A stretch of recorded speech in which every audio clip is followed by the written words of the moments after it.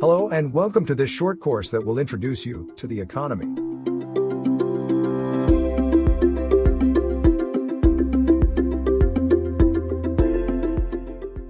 This short introductory course is intended for professionals, especially those in the international trade and investment field. The sole objective is to provide the participants a framework to monitor, analyze, and understand the economy.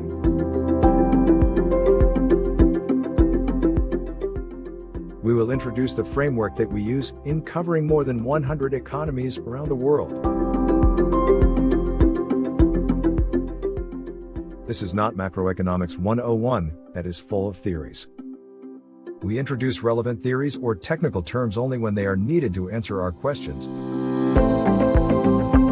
Having said that, and as you can see in the course outline, we go question by question. The last thing we want to do to introduce and confuse you with hundreds of economic indicators. These indicators are useful only when they help us answer specific questions about the economy. Talking about specific questions, the key word here is specific. One of the most frequently asked questions on the economy is not specific. People often ask, how's the economy? Just like when they ask, how are you? Both are open-ended questions.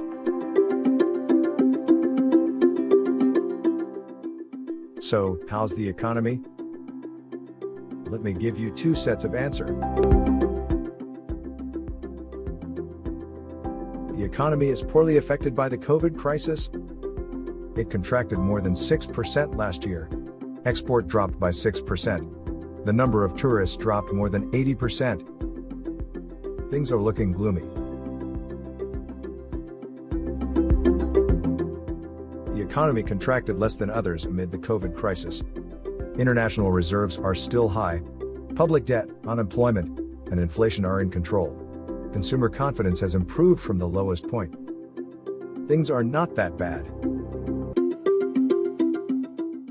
Would you believe that it's the same economy, and both statements are fact-based?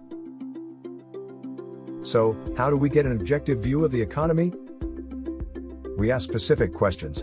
But before we do that, I'd like to introduce the two perspectives: the long view and the short view. To understand the economy, we have to know the objective. Economic policymakers' long-term goal is to improve the country's standard of living and its population's well-being.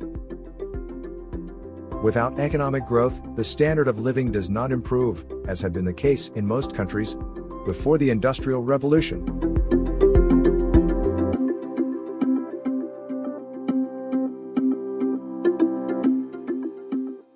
So how do you make the economy grow in the long run?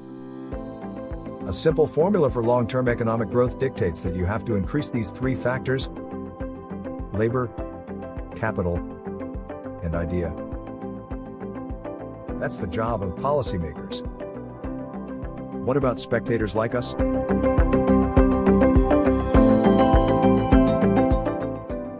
We can ask questions that can give us clues to assess those three factors and the results on people's well-being. In the long view, our framework divides the questions into three groups: economic structure, competitiveness, and development. Development is the eventual result of long-term growth that is in turn driven by economic structure and competitiveness.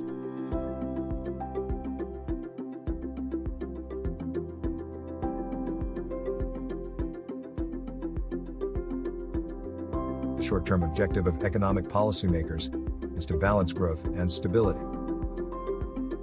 They can stimulate growth through these four engines on the expenditure side: private consumption, public consumption, investment, and net export.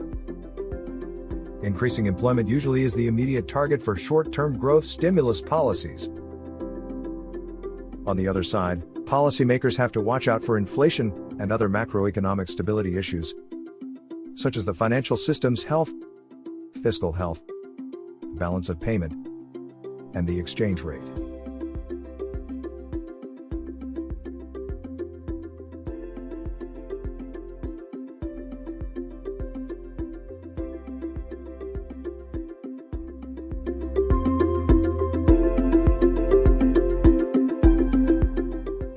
As spectators, we ask questions about these issues and only pick relevant indicators that help answer them.